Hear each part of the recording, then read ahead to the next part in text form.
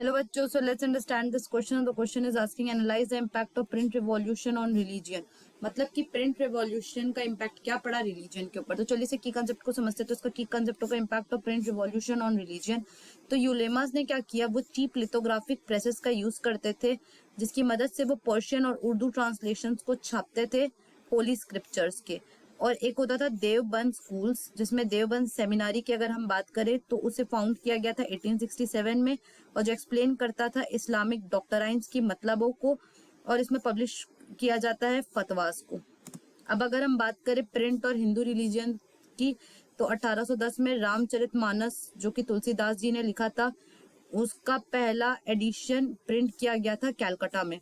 और अगर हम मिड 19 सेंचुरी के बारे में बात करें तो चीप लिथोग्राफिक प्रेसेस जो थे वो पूरे नॉर्थ इंडियन मार्केट में फ्लड कर गए थे, मतलब कि जगह जगह फैल गए थे। 1880 में नवल किशोर प्रेस जो कि लखनऊ में मौजूद है, और श्री वेंकटेश्वर प्रेस जो कि बॉम्बे में मौजूद है, तो उन्होंने कई सारे रिलीजियस टेक्स्ट को वर्नाक्युलर लैंग्वेज में पब्लिश किया। अब ये जो प्रिंटेड टेक्स्ट थे वो बहुत ही चीप थे, पोर्टेबल थे, इजिली कैरिड हो जाते थे। तो इससे क्या हुआ, बहुत सारे लोगों में लोग पढ़ने लग गए इनको।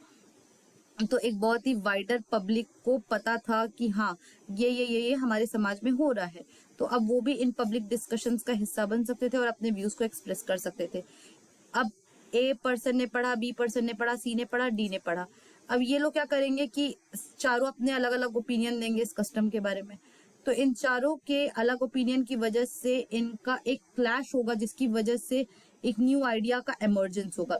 जैसे कि अगर हम एक एग्जांपल लेके, तो राजा राम मोहन रॉय जो थे, उन्होंने पब्लिश किया था संबंध कौमुदी को 1821 में, और उसके अपोज करते हुए रॉय के व्यू को।